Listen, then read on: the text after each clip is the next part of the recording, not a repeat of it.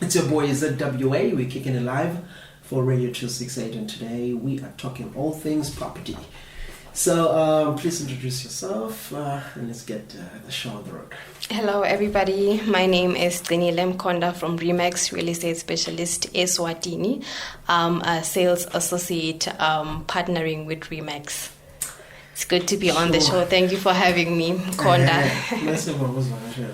It's a pleasure to be here today. Yeah. So I want to know, because the youth has been asking me. Would say property this, property that. They would be surprised. Actually, quite the opposite. They would be surprised, really. So they want to enter into the industry. So we just want to know. Let's see. What are the do's and don'ts? First thing that you need to know when you want to enter property. Okay, I think at the basis of it all, one thing that the youth wouldn't have to understand is that being in property or real estate, you are an entrepreneur. You're a business by yourself. You need to be a business person at heart. I think that's really, really what they need to be very cognizant of. And then if you would want to get into this industry, of course, you can decide to work on your own, or you can decide to partner with real estate agencies. We've got quite a number of them in the country, depending on who would be hiring on the moment. Also, I feel like you don't need to wait for them to hire, because remember, you're a business person, so your job is to initiate. And then, but also I feel they also need to understand that if you're in the real estate industry now, you're not an employee. You are the business. So the business is yourself. You're selling yourself before you even sell the products that you're offering. The route that I went to personally is I decided to partner with Remax, and in as much as I'm with them, I do feel like it gave me an opportunity to grow. There's a lot of learning that you get if you're under a global brand such as Remax. So it really is up to choice. If you would like to start on your own and feel that you do have the willpower and you believe in yourself, you can decide to start your own business. But I would advocate for the route of starting under a global brand, and then as the years go by, starting your own thing, because you would have learned quite a lot about the industry, unlike starting from scratch. So which means the number one thing to know is that you are the brand. You are the brand. You are selling yourself. You are networking, making sure that people in everywhere, all circles of life, know who you are and know what you do. Everyone must know. I mean, they always say, it started where you are, your sphere of influence. Your family must know that this is Dinile, she's with Remax, this is what she does. And then you move on from your circle, close circle of friends and family, you move on to church people maybe. And then these people that know about what you do will then tell other people. Exactly. That's how you begin to build a network. So I would say it's not really for people who are reserved. I must say, you need to speak, you need to be really and a person that's willing to initiate conversation. Sometimes it may be difficult due to rejection. Some people you say hi and they're like, don't look at me, don't say anything to me. So you really need to be someone that can stomach rejection, because you're going to deal with that a lot starting out and as you continue with your journey in this industry. So which means the capital, because someone was like, maybe capital is so that I think the capital is branding yourself, like looking presentable, for instance. Right? How does it go in terms of getting yourself a car, getting yourself business cards? I guess that you get muscle partner Sheila with. That's why when we started our conversation, I said I always say it's better to partner and to get your name out there. It's always better to partner with a well-known brand, because in our instance, the way that we work is that we're partners. You're not an employee, so we don't get paid. Let me put it out there. It's not as closely. So if you don't work, you don't eat. But when you partner, there's something that the agency itself brings to the table, and also what you bring to the table.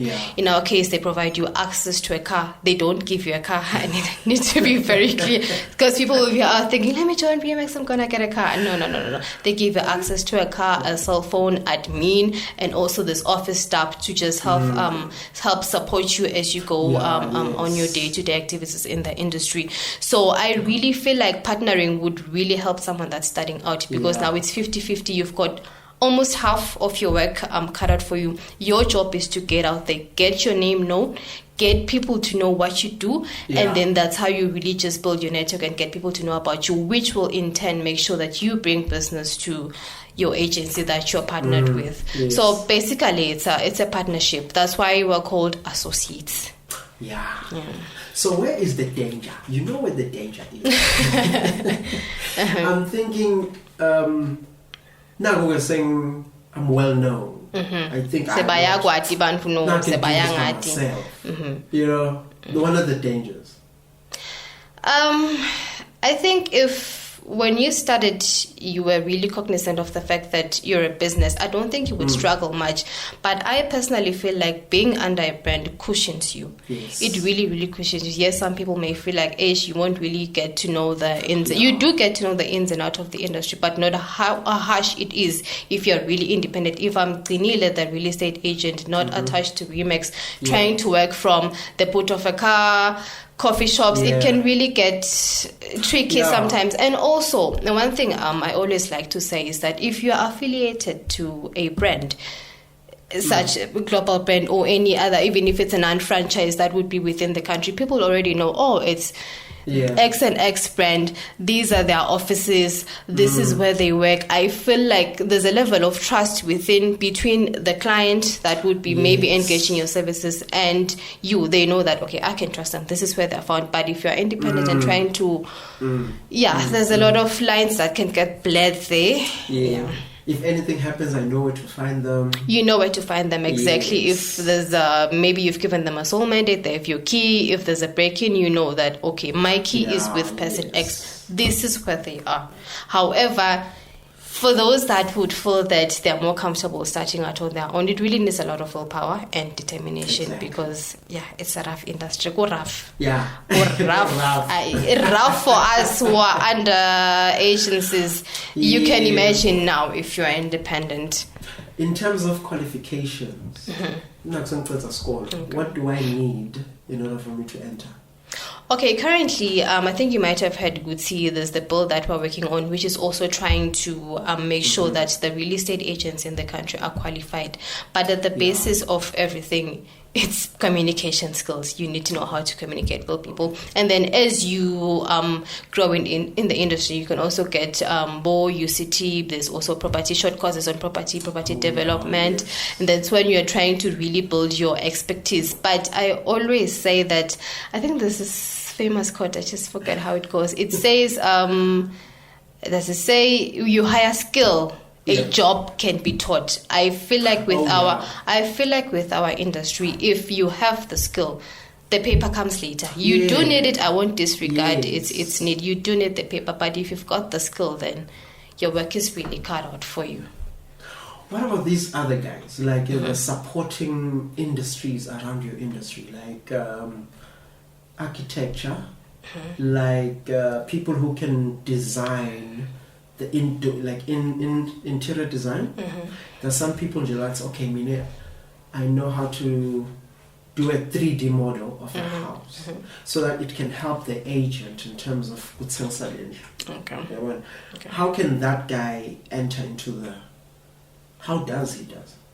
Okay, we always say that because we partner with there's architects, there's evaluators, there's the banks and all of that. But what we always say is that each should try to keep themselves within what they do. Because if maybe you're an evaluator and then you try to maybe also try to sell property, then there's some conflict of interest that happens there. But you can partner with agencies, because I also feel like maybe if where I'm at, if we had an in-house evaluator, it would really go a long way than to recommend somebody that maybe you have not worked with in the past. So I think it's all dependent on them to initiate, to say, oh, Remax,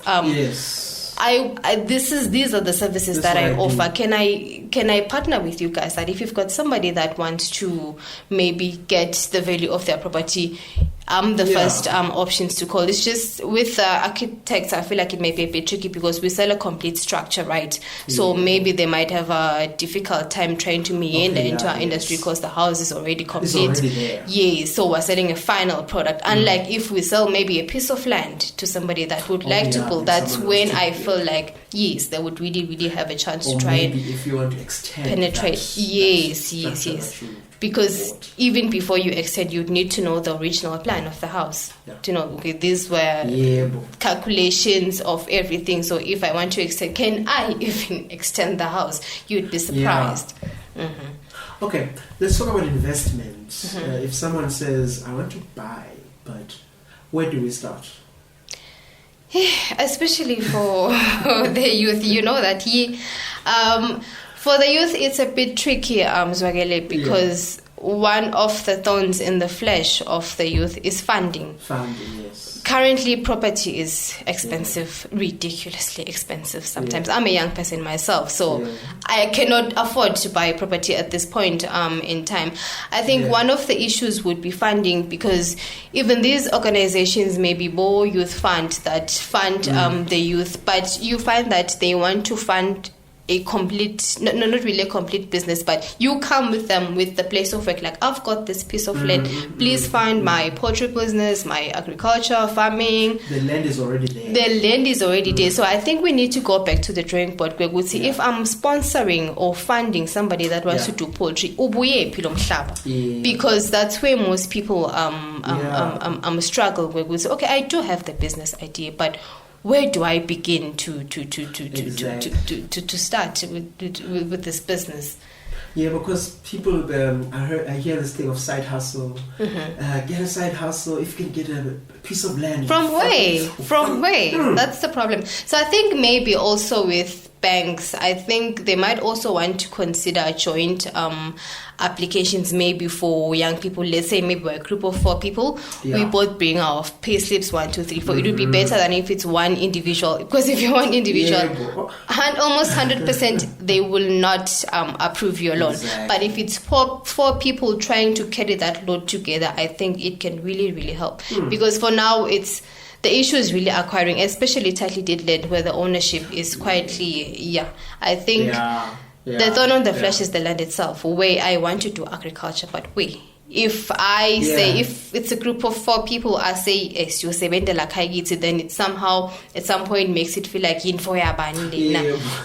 Then if we would buy a piece of land and get a title deed for it. But in terms of funding, it's really, really difficult. So I think that's the stumbling block between young people and really having them invest in property. They cannot afford. And it's terrible. But with that said, the answer is you can enter into property in terms of being an agent. Then you grow from there, because you're going to learn a lot of things, and then you can move on from there. Definitely. Yes. If you want to enter as an agent, it's possible. But trying to be a property owner yourself as a young people, currently, I won't sell people dreams. Currently, it's difficult to own land in Eswatini. Another thing says, once you're an agent, you know all the good property. You do. So you can take for yourself if you want. Actually, it gives you a big insight, because I think I'd also be willing to share this. I think what you might notice with Manzini as a city is now so people are now moving out to these neighboring small towns. So I think my advice would be, people really need to, especially young people, they need to really pay attention to the trends in the market, because now, as I've said, that the city so people are now going to start looking into buying Bomafuteni. They want to go buy Pig's Pig. They want to go buy Stegi. They want to go buy Bushleni Shana. There's a mall that is under construction. So I think really paying attention to the trends of what's happening in the country, because the good thing about those small cities or towns is that the property there is quite affordable. It's really quite affordable. And also, if you're looking into invest into property, right, you're not looking at it as a short-term thing. It's a very you need to be long-term minded. Like, I'm not buying a property in Stegi to sell in the next 2 years, because if you're buying maybe in Hlane, for example, it's 2024. 5 years from now, all of those hotels are completed. automatically the price will shoot up. And yeah. the good thing about property is that it appreciates in value. So unlike maybe a car or a cell phone, because if you bought a plot for 1.2 million, for example, you will most probably sell for 1.4. Then that 200,000 really That's comes it. back to Yeah. you. Mhm. That's what we call profit. That's what we call profit, yeah. Oh, okay, yeah. Anyway, I guess it sheds some light in terms of someone who's sitting at home thinking, go to property this, property that. You know? So today let's end here for now so that we can have something to talk about later. You know? Another interview. So what would be your last words? Probably to the youth, probably to the agents that are already there. Yeah. I'll start with my colleagues. I think the perception is not really a misconception, but what's really happened with my industry peers is that there's really a lack of integrity in the way that we do our business.